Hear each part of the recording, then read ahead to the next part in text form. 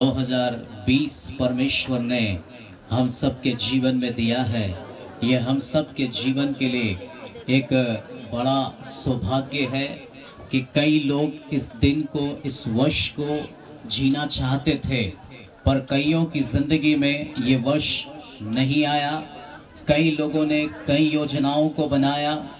कई बार लोगों ने सोचा कि हमारी जिंदगी में शायद सारी चीजें फेल हो गई और कई लोग इस संसार को छोड़कर चले गए।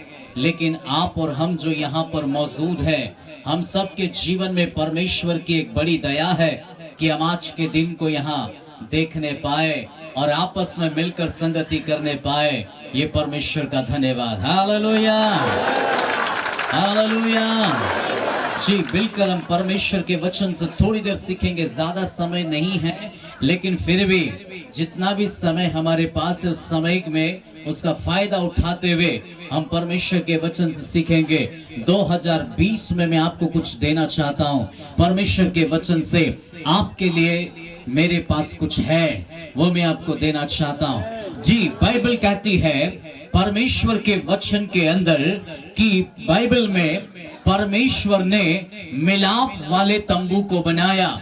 ये मिलाप वाला तंबू परमेश्वर तब लेकर आया जब परमेश्वर के चुनी हुई प्रजा, जिसको कहते हैं इस्राएल, और इस्राएल जब मिस्र की गुलामी में थे और मिस्र की गुलामी में होने के कारण अपने जीवन को जीने के लिए वो संघर्ष कर रहे थे, और परमेश्वर ने अपने दास मूसा को भेजकर उनको जब बाहर निकाल कर लेकर आया, उसके बाद परमेश्वर ने कहा कि इनको छुड़ाने के बाद इनको मैंने ऐसे अगर छोड़ दिया तो ये लोग वापस से भटक जाएगा, वापस से ये गुलामी की जगह में चले जाएंगे। क्योंकि मनुष्य पाप करता है तो परमेश्वर के विरोध में खड़ा होता है। मनुष्य गलती करके परमेश्वर का दुश्मन हो जाता है। इसलिए परमेश्वर नहीं चाहता था कि जिन लोगों को परमेश्वर ने छुड़ाकर एक कनान देश में लेकर जाकर एक आशीष की जगह पर ले जाकर उनको बसाना चाहता था, इसलिए परमेश्वर ने कहा मिलाप वाला तंबू बनाओ। और मिलाप वाले तंबू को बनाने के लिए परमेश्वर ने बात किया। उसके दो उद्देश्य थे। मिलाप वाले तंबू को बनाने के दो उद्देश्य थे। उसका पहला उद्देश्य था कि परमेश्वर स्वयं मनुष्य के साथ में संगति करना चाहता था। इसके लिए अगर आप पढ़ना चाहते तो लिख सकते हैं निर्गमन 25:8। इसमें लिखा है कि परमेश्वर मिलाप वाले तंबू को बनाकर परमेश्वर ने मूसा को ये आदेश दिया कि तुम मेरे लिए एक मिलाप वाले तंबू को बनाना, ताकि वो तुम्हारे बीच में हो और मैं तुम्हारे बीच में निवास कर सकूं।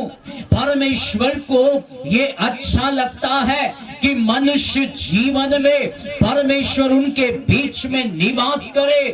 परमेश्वर ने कभी नहीं चाहा कि वो मनुष्य को छोड़ दे, परंतु परमेश्वर ने शुरू से मनुष्य के साथ में एक संगति करने के लिए, अपनी महिमा के लिए परमेश्वर ने मनुष्य को बनाया है।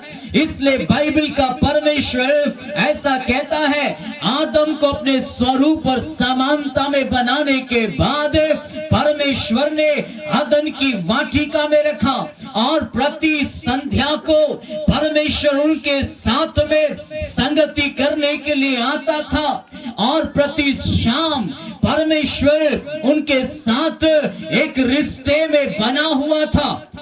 लेकिन मनुष्य ने अपने जीवन में परमेश्वर की बात ना मानकर, उन्होंने जब शत्रु शैतान की बात मानकर उन्होंने अनाज्ञाकारिता में जब आए, तो पहला वे आत्मिक रीति से मर गए। उनका जो आत्मिक रीति से मरना, उनके जीवन का एक भारी नुकसान हो गया और वे अदन की वाटिका से निकाल दिए गए। परमेश्वर से संबंध टूट गया और वे स्वर्ग के राज्य से बाहर हो गए और वे भौतिक जीवन में आने के बाद अपने जीवन में केवल संघर्ष कर रहा था। उस जमाने में इस्राएली लोग मिस्र की गुलामी में थे, लेकिन उसके बाद आज इस युग के लोग आज भी शत्रु शैतान की गुलामी में है और आज भी मनुष्य अपने जीवन में शैतान की गुलामी में होने के कारण आजादी से नहीं जी पा रहा है, संघर्ष कर रहा है, क्योंकि मनुष्य अपने इस भौतिक जीवन में केवल दुख उठा रहा है। और इसलिए मनुष्य को चाहिए कि वो आत्मिक जीवन में आए और परमेश्वर की संगति मनुष्य को आत्मिक बनाती है। इसलिए प्रभु ने चाहा कि आपके और मेरे साथ में वो संगति करे। इसलिए जब कई वर्ष बीतने के बाद परमेश्वर ने जो भविष्यवाणी किया था उत्पत्ति के अंदर, वो भविष्यवाणी 2000 वर्ष पहले मरियम के जीवन में के द्वारा प्रभु यीशु मसीह के रूप में वो पूरी होती है। और प्रभु यीशु मसीह मरियम के लिए एक स्वर्गदूत आकर संदेश को देता है यीशु के लिए, और वो ये कहता है कि तू एक पुत्र जनेगी, उसका नाम तू यीशु रखना। क्या रखना?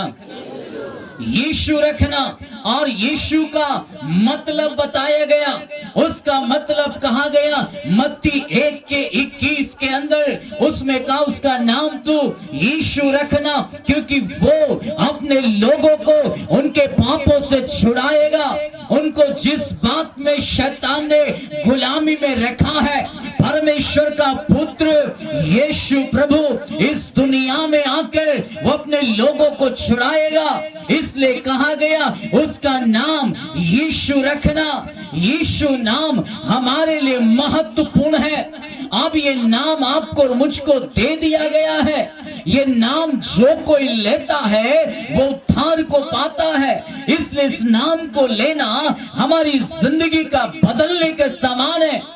इसलिए कहा गया ये नाम संसार का नहीं है, किसी और का नहीं है, ये स्वर्ग से आया है। और स्वर्गदूत इस बात की गवाही दे रहे हैं, तारा इस बात की गवाही दे रहा है, स्वर्ग का राज्य झुक गया है, दुनिया का राजा इस दुनिया के अंदर पैदा हो गया और उसका नाम यीशु रखा गया। और वो यीशु अपने लोगों के पाप से उनको छुड़ाएगा और उनको पाप से छुड़ाकर उनको वो जिंदगी देने के लिए आया। हालेलुया जी, वो जीवन देने के लिए आया आपको और मुझको। इसलिए जब मरियम से कहा यीशु रखना, यूसुफ से कहा उसका नाम तू इमानुएल रखना। इमानुएल का मतलब होता है परमेश्वर हमारे साथ, परमेश्वर हमारे साथ। तो परमेश्वर की संगति मानव जीवन से जब टूट गई, तब परमेश्वर ने वापस से अपने पुत्र यीशु मसीह को इस दुनिया में भेजकर वापस से मनुष्य जीवन में संगति कायम करना चाहता है। इसलिए आज मनुष्य इस बात को कहता है, मैं जब तक बीमार था तब तक भटक रहा था, यीशु को नहीं जानता था, तब तक भटकाव था, जिंदगी में संघर्ष था। लेकिन यीशु को जानने के बाद, यीशु को समझने के बाद हम में से हर एक के पास एक गवाही है कि यीशु ने मुझे शांति दी, यीशु ने मुझे चंगाई दी, यीशु ने मेरा छुटकारा किया। ऐसे कितने लोग इस बात की गवाही दे रहा है, क्योंकि यीशु अपने लोगों को छुड़ाने के लिए आया है और वो छुटकारा देना चाहता है अपने लोगों को। अगर वो छुटकारा ना दे तो उसका इस संसार में आना व्यर्थ है। अगर 2020 में भी आप उसी दशा में है तो आपकी जिंदगी में यीशु प्रभु नहीं आया, ऐसा करने नहीं आया है, तो आपका जिंदगी में आप व्यर्थ हो जाएगा। इसलिए प्रभु चाहता है कोई भी जो पुराना वर्ष है नए वर्ष में ना रहे, पुराना सब कुछ बदल जाए और नया नया हो जाए। हालेलुया। तो आपके जीवन में नया होना है तो आपको सबसे पहले आपको यीशु की आवश्यकता है। और यीशु के विषय में लिखा है, मरियम इस बात को समझ गई और मरियम ने इस बात को समझने के कारण उसने अपने जीवन में ये वचन जब स्वर्ग से आया, इस वचन को उसने ग्रहण कर लिया कि ये परमेश्वर की ओर से है और परमेश्वर की योजना है कि वो मानव जाति का उद्धार करे। और आज मानव जीवन अपने जीवन में शांति की तलाश करते हुए अपने जिंदगी का सब कुछ बदलने के लिए व्यक्ति तैयार है। कुछ लोग कपड़ा बदलता है, कुछ लोग चप्पल छोड़ देता है, कुछ लोग भोजन छोड़ देता है, कुछ लोग कुछ और छोड़ देता है, केवल इसलिए कि हमारे जीवन में उद्धार कैसे होगा, स्वर्ग कैसे मिलेगा, शांति कैसे मिलेगा, जीवन कैसे मिलेगा, इसकी तलाश में व्यक्ति ने अपने जीवन की, संसार की कई लोग वस्तुओं को छोड़ रहा है, कई लोग कुछ और चीजों को छोड़ रहा है। लेकिन आपको और मुझको ये बात को जानना जरूरी है कि जब तक ये नाम जो दिया गया है मानव जीवन को, जब तक एक मनुष्य अपने जीवन में इस यीशु मसीह को ना समझे, उसकी जिंदगी का उद्धार नहीं हो सकता।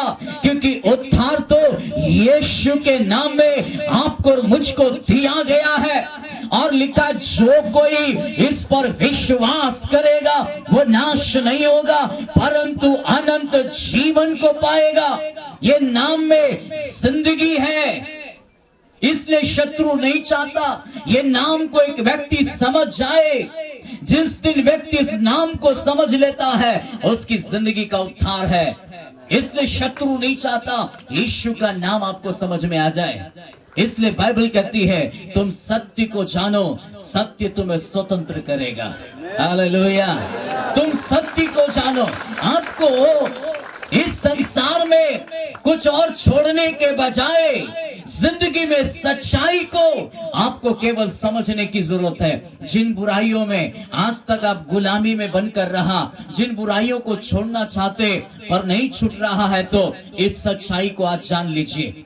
अगर ये सच्चाई आपको समझ में आ गई, स्वतंत्र आप हो जाए। हालेलुया।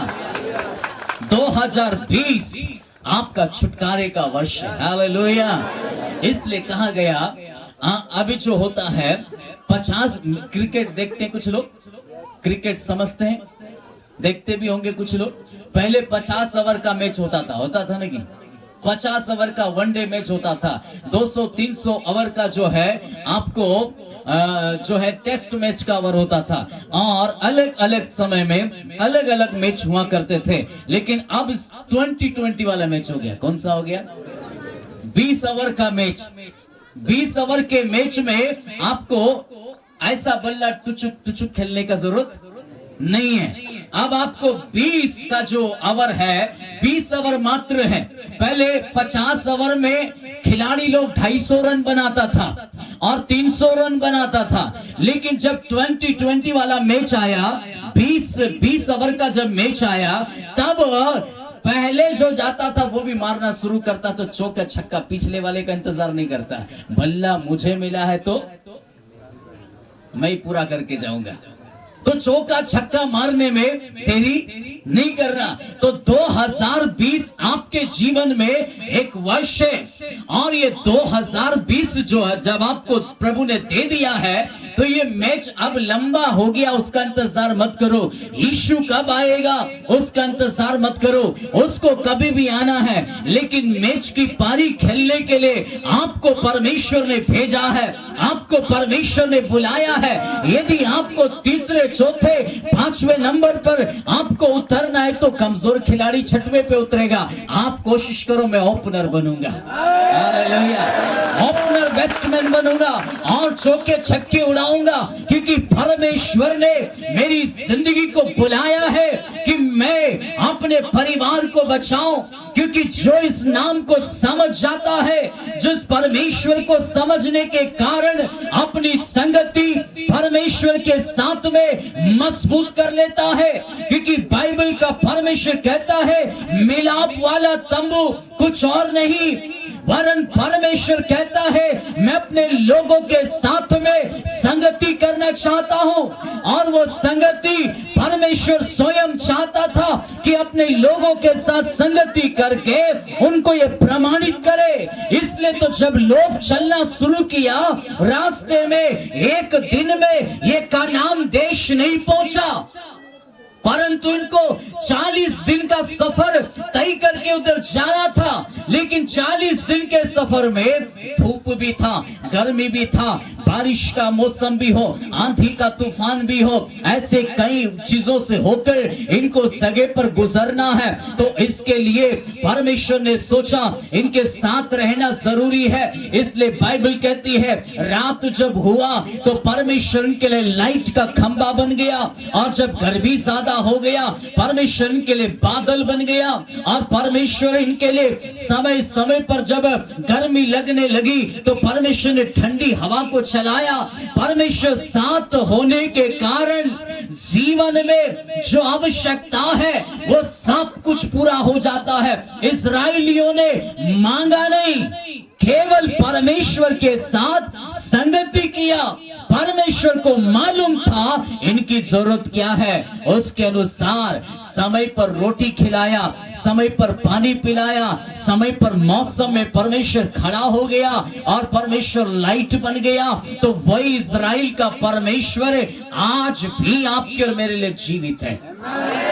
हालेलुया, आज भी जीवित है, वो बदला नहीं है।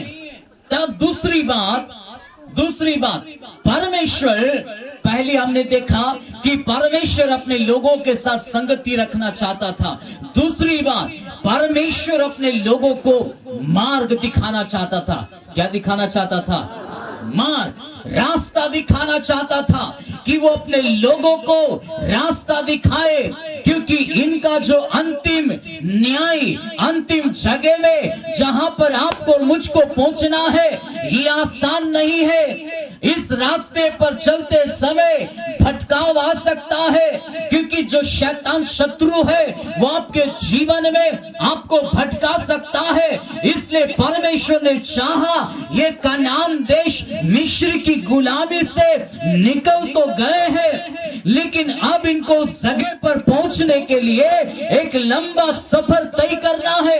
इसलिए परमेश्वर ने मूसा नामक भविष्यवक्ता के रूप में उसको खड़ा किया, ताकि वो परमेश्वर से सुनकर अपने लोगों को मार्ग बताए। आज मैं आपको कहना चाहता हूं 2020 आपकी जिंदगी को उन्नति वाला वर्ष बनाना है तो फर्स्ट यीशु को समझकर उसके साथ में संगति करके उसकी आज्ञा मानकर उसके साथ चलना शुरू करें। दूसरा, परमेश्वर के मार्गों को पहचाने, आपका जिंदगी सफल हो जाएगा, सफल हो जाएगा।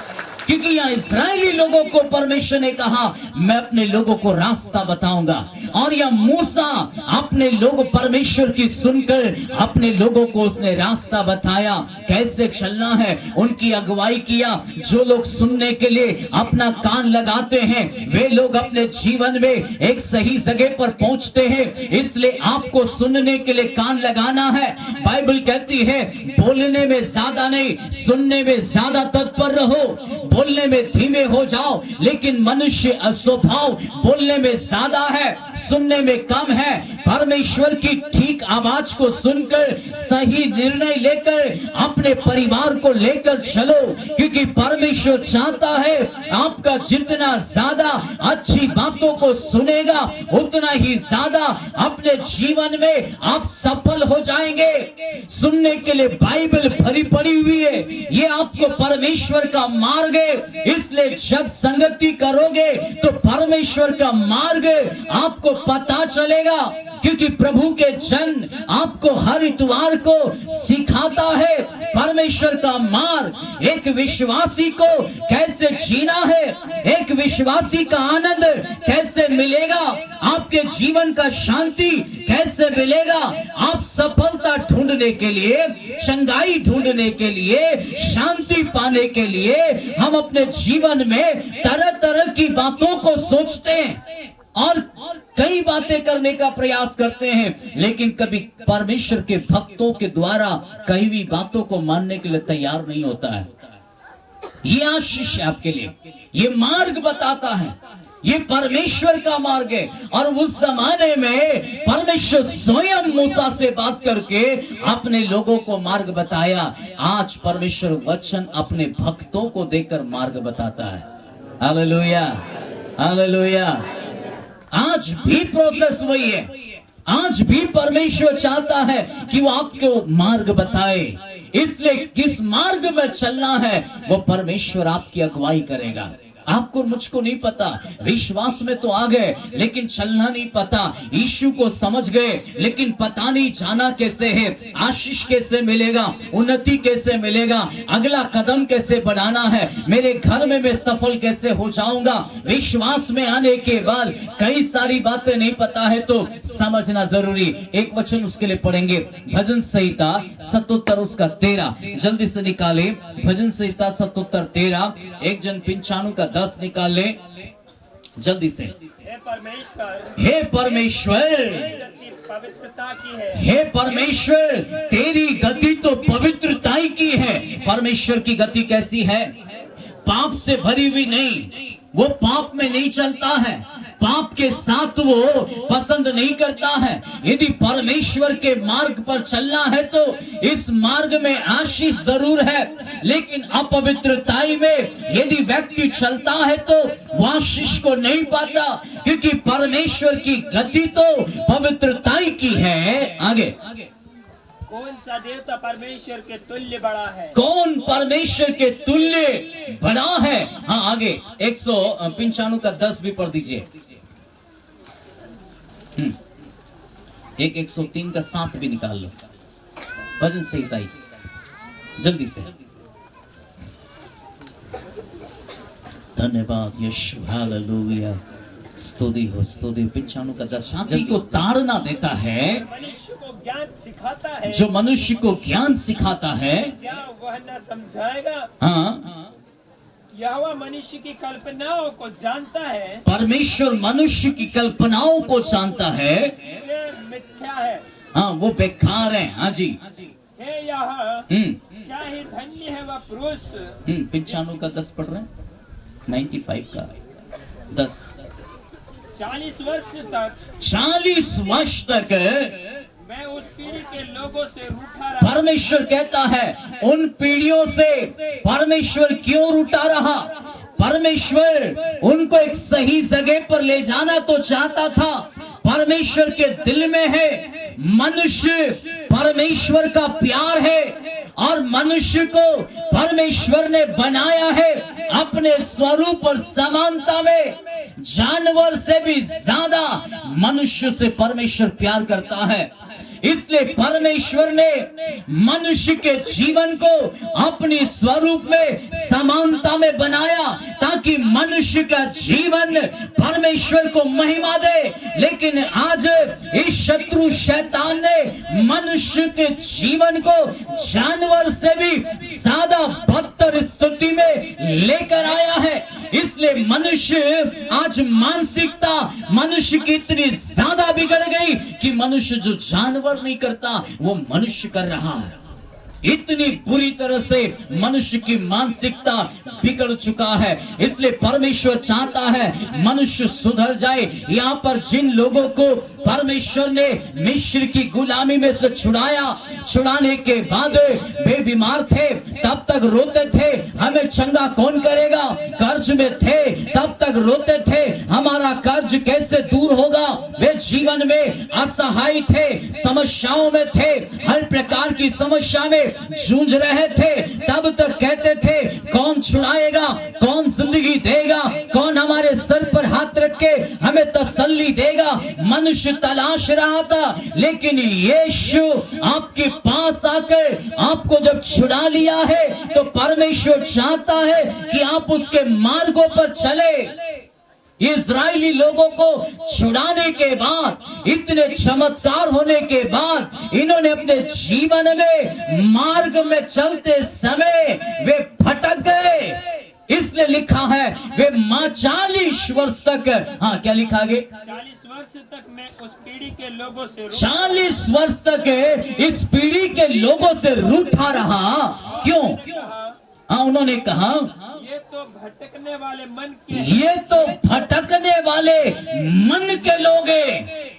परमेश्वर कहता है ये तो भटकने वाले मन के लोग हैं। हाँ आगे, और इन्होंने मेरे मार्गों को नहीं पहचाना, इन्होंने मेरे मार्ग को नहीं पहचाना। इसलिए मन तो सब वस्तुओं से अधिक धोखा देने वाला है। इसलिए मन में, ये तो मन के भटकने वाले लोग हैं और मन में ही अक्सर भटकाव आता है। मन में ही प्रश्न हजारों खड़े होते हैं। जिसने प्रभु को नहीं पहचाना हजारों प्रश्न को साथ में भटकते रहता है, लेकिन जिसने मार्ग पहचान लिया है वो अपने जीवन में उस मार्ग पर ईमानदारी से चलता रहेगा। परमेश्वर के वचन को सुनकर ईमानदारी से बढ़ता रहेगा। इसलिए परमेश्वर कहते हैं तो मार्ग में भटकने वाले लोग हैं। हाँ जी आगे पढ़ लो। इस कारण मैंने क्रोध में आकर, इस कारण मैंने इनके लिए क्रोध में आकर शपथ खाई है कि ये मेरे विश्राम स्थान, ये मेरे विश्राम स्थान में प्रवेश नहीं कर पाएंगे। जो भटकने वाले मन के लोग हैं तो परमेश्वर कहता है जो विश्राम इनके लिए मैंने रखा है, जहाँ शांति की जगह मैंने इनके लिए रखी है, ये मेरे उस स्थान पर मेरा वादा है। यदि तुम मेरी संगति में बने रहा, मेरे मार्गों पर चलते रहा, मेरे वचन के अनुसार यदि जीवन को बिताया है तो परमेश्वर कहता है मैं दावा करता हूं तुम्हें उस स्थान में लेकर जाऊंगा। लेकिन यदि तुम मन के भटकने वाले हो गए तो मैं परमेश्वर कहता हूं लोगों से क्रोध आ गया, वे मेरे इस विश्राम स्थान में नहीं पहुंचेंगे। आज असफलता आपके ही हाथ में है और सफलता भी आपके ही हाथ में है। इसलिए चुनाव आपका है। 2020 में आप क्या सोच रहा है? 2020 में आपका क्या योजना है? अपने परिवार के लिए, अपने जीवन के लिए, अपनी नौकरी के लिए, अपने बिजनेस के लिए आप क्या योजना बनाता है? ये आपको खुद को समझना है कि आप क्या चाहता है। 2020 में आप जो चाहता है वो आपको एक निर्णय लेकर परमेश्वर के साथ में चलने की आवश्यकता है। लेकिन जिस किसी ने भी विश्वास के साथ में निकाले जाने के बाद, छुड़ाए जाने के बाद अपने परमेश्वर के वचन को जिस किसी ने भी उठा लिया है वो अपने जीवन में कभी भी नीचे नहीं वरन ऊपर ही जाएगा। हालेलुया, उन्नति ही पाएगा, क्योंकि उन्नति के लिए बुलाया गया, उन्नति के लिए, बढ़ने के लिए परमेश्वर ने आपको और मुझको बुलाया है। तब आगे क्या बोला जल्दी से, हाँ उसी को पढ़ो। उसने 100 पाया है तो आपको और मुझको 30 वाले में नहीं, 60 वाले में नहीं, 100 में आना है। हालेलुया, और 100 में आने वाले आपको और मुझको बनना है। समझ में आ गया है? हम परमेश्वर को धन्यवाद देते हैं क्योंकि परमेश्वर ने आपके और मेरे जीवन में ये अद्भुत कामों को प्रकट किया है। हम इस नए वर्ष की आशीष के लिए प्रार्थना करने जा रहे हैं। इस नए वर्ष की आशीष के लिए मैं आपके लिए प्रार्थना करूंगा। सब उसने मूसा को अपनी गति और इस्राएलियों पर अपने काम प्रकट किए। मूसा को अपनी गति और इस्राएलियों के ऊपर अपने काम प्रकट किए। हालेलुया, जोर से बोलिए हालेलुया। मूसा को उसने अपनी 2000 उसने पहले मूसा को अपने जीवन में उसको ऐसी गति दी कि वो जीवन में जिस मार्ग पर चलना है वो चलते चला गया। और इस्राएलियों लोगों को काम चाहिए था। परमेश्वर ने इस्राएलियों के ऊपर अपने कामों को प्रकट किया ताकि इस्राएलियों की आंखें खुल जाए, उनके कान खुल जाए, उनकी जिंदगी में वे देखने के बाद परमेश्वर की सामर्थ को अनुभव करे कि परमेश्वर जिंदा है, परमेश्वर सच्चा है। हाँ 32 का 8 भी पढ़ो। मैं तुझे बुद्धि दूंगा, मैं तुझे बुद्धि दूंगा जिस मार्ग से और जिस मार्ग में तुझे चलना है उसमें मैं तेरी अगुवाई करूंगा। हालेलुया। मैं तुझे बुद्धि दूंगा और जिस मार्ग पर चलना है तेरी मैं अगुवाई करूंगा। आखिरी बात बोलने जा रहे हैं, उसके बाद हम प्रार्थना करेंगे। तब लिखा है मिलाप वाला तंबू का बनाने का उद्देश्य, पहला परमेश्वर की संगति, दूसरा परमेश्वर अपने मार्गों को लोगों को बताना चाहता था। आज भी कलीसिया को आपको परमेश्वर ने दिया है, इसलिए कलीसिया में बने रहो, परमेश्वर के वचन को सीखो, परमेश्वर को समझो, क्योंकि उस समय में मिलाप वाला तंबू था, आज परमेश्वर ने कलीसिया दिया है। लेकिन जो जो कलीसिया में आपको परमेश्वर ने रखा है, ईमानदारी से उस जगह पर विश्वास योग्यता के साथ में 2020 में अगर आपने पास्टर के कंधे से कंधा मिलाकर वचन के साथ में बना रहा, तो मैं आपसे कहना चाहता हूं 2020 आपकी जिंदगी के लिए अद्भुत कार्य होंगे, क्योंकि ये परमेश्वर है। अगर वो मूसा के समय में ये बात को प्रकट किया है, तो आज भी परमेश्वर वैसे ही चाहता है, क्योंकि कलीसिया परमेश्वर की है। ये कलीसिया मनुष्य की नहीं, ये निर्माण परमेश्वर ने किया है। इसलिए परमेश्वर चाहता है कलीसिया के अंदर आप बना रहा, और जो लोग कलीसिया में लगातार बना रहेगा, तो वापस से हम 2020 के आखिरी में 2021 में इसी तरह से मिलेंगे और एक के मुंह से गवाही होगी कि मेरी जिंदगी में 2020 में प्रभु ने क्या किया है। हालेलुया। हमारा परमेश्वर पूरा करने वाला परमेश्वर है, ऐसे दुख में लेकर चलने वाला परमेश्वर नहीं है। लोग रोते थे रोटी कहां से मिलेगी, प्रभु ने मन्ना गिरा के खिलाया। लोग रोते थे पानी कहां से मिलेगा, चट्टान को फाड़कर प्रभु ने पानी पिला दिया। हालेलुया। आकाश परमेश्वर का है, पृथ्वी परमेश्वर की है। परमेश्वर कहता है जिस परमेश्वर ने सब कुछ बनाया है, और सब कुछ तो आपके और मेरे लिए ही दिया उसने। परमेश्वर ने सब कुछ दिया है, बस आपको यीशु को समझना है। किसके साथ संगति करना है? यीशु के साथ। जिसने यीशु के साथ संगति किया है तो अद्भुत होगा। मिलाप वाला तंबू 50 हाथ चौड़ा था, 50 हाथ चौड़ा था और 100 हाथ लंबा था। 50 हाथ चौड़ा और 100 हाथ लंबा। और 100 का वर्णन अगर बाइबल में आया है, तो 50 का आंकड़ा बाइबल में आया है, तो 50 का जो था परमेश्वर कहता 50 का आंकड़ा इस्राएलियों के लिए छुटकारे का वर्ष के रूप में परमेश्वर ने उनको ठहराया था। छुटकारे के वर्ष में परमेश्वर ने कहा तुम छुटकारे के रूप में आनंद के वर्ष को तुम मनाना। उनको जब छुटकारा हुआ तो इसका तुम वर्ष मानकर तुम आनंद को मनाना। ये बात को परमेश्वर ने इस्राएलियों को आनंद मनाने के लिए परमेश्वर ने उनको दे दिया। और इसी के साथ लिखा 100 हाथ चौड़ा और 100 हाथ बाइबल में आया है, तो 100 का आंकड़ा फलवंत जीवन को दिखाता है। किसको दिखाता है? फलवंत जीवन को।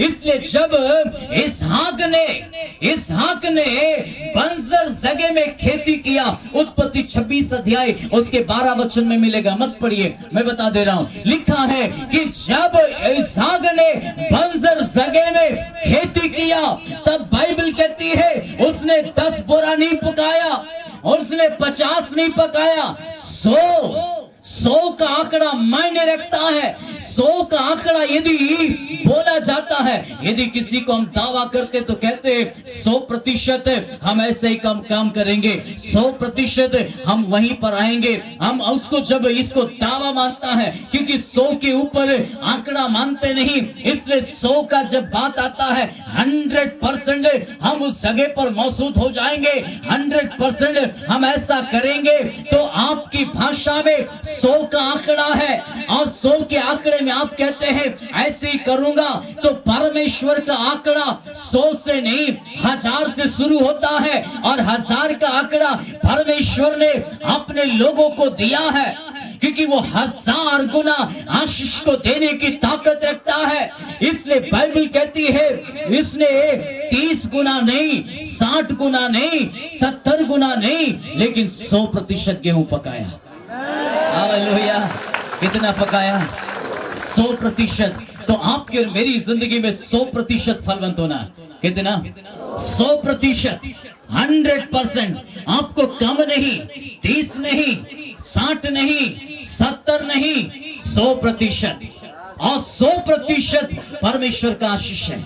101% परमेश्वर आपको आशीष देना चाहता है, आपको छुटकारे में लेकर चलना चाहता है, आपकी उन्नति को परमेश्वर लेकर आया है। इसलिए परमेश्वर अपने लोगों को थोड़ा नहीं, जो ऊपर ही ऊपर जो है वो सब कुछ देना चाहता है। हालेलुया। तो आपको चाहिए कि आप परमेश्वर के साथ में ठीक से अपने संबंध को रखें, ठीक से अपने रिश्ते को रखें। यहाँ 30 गुना, 60 गुना, 100 गुना जहां पर वर्णन आया है वो हृदय है, आपका और मेरा हृदय है। आपके जीवन में वचन तो बीज तो बोया गया है, लेकिन जिसका जैसा विश्वास है वैसी आशीष पाएगा। अगर आपकी जिंदगी में 30 गुना आशीष पाया है तो वो आपका अपना विश्वास है, 60 गुना पाया है तो वो आपका अपना विश्वास है, 100% पाना है तो वो आपका अपना विश्वास है। अब आपको तय करना है मुझे 30 गुना पाना है या 60 गुना पाना है या 100। Hallelujah, hallelujah. क्योंकि कमी परमेश्वर में नहीं, कमी हम में है। बीज डालने वाला डाल रहा है, लेकिन कुछ ने 30, कुछ ने 60, कुछ ने 100 पाया है। तो आपको मुझको 30 वाले में नहीं, 60 वाले में नहीं, 100 में आना है। हालेलुया। और 100 में आने वाले आपको मुझको बनना है। समझ में आ गया है? हम परमेश्वर को धन्यवाद देते हैं क्योंकि परमेश्वर ने आपके और मेरे जीवन में ये अद्भुत कामों को प्रकट किया है। हम इस नए वर्ष की आशीष के लिए प्रार्थना करने जा रहे हैं। इस नए वर्ष की आशीष के लिए मैं आपके लिए प्रार्थना करूंगा। होता, लेकिन अगर अपनी जिंदगी में आपने यीशु को लेकर गया है तो सब कुछ बदल जाएगा। Hallelujah, hallelujah, hallelujah. मेरे प्रियो, जक्कई का जीवन अशांति में था। जक्कई तब तक पैसा होते हुए भी अशांति में जी रहा था। उसके पास हजारों रुपया था, लेकिन उसके बाद भी अशांति था। लेकिन जब यीशु उसके घर गया, उसकी जिंदगी में उसका उद्धार हो गया, क्योंकि उसका आवश्यकता पैसा नहीं था, यीशु था। और यीशु अगर आ गया है तो सब कुछ बदल जाएगा। इसलिए मेरे प्रियो, आज आपकी जरूरत यीशु है। पुकार उठे, पुकार उठे, कहे यीशु से, यीशु आज मैं तेरे बिना नहीं जी सकता, मैं तेरे बिना नहीं जी सकता।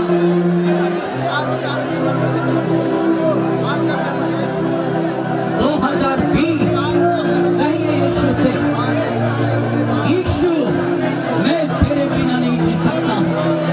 कहिए उसको, मेरे साथ रहना मेरे प्यारे यीशु, मैं तेरे बिना जी नहीं सकता।